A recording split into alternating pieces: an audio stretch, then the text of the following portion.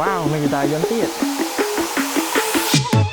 តោះមកមើលវេលាដល់កម្រនៅក្នុងខេត្តសៀមរាបមានចតាយន្តមានសួនច្បារដ៏ខៀវស្រងាត់មានកន្លែងចតឡានជាពិសេសនោះគឺមានចក្រវាលនៅខាងក្រៅថែមទៀតផង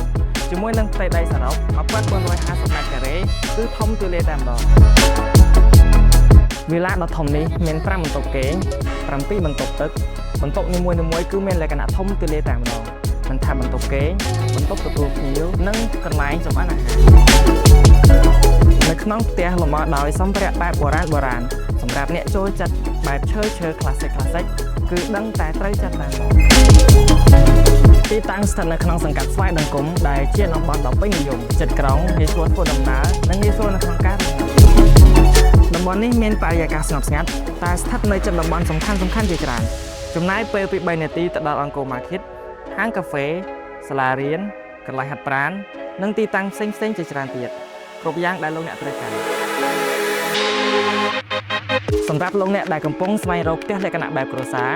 អាចមកផ្ទះនេះបានណាបាយបាយ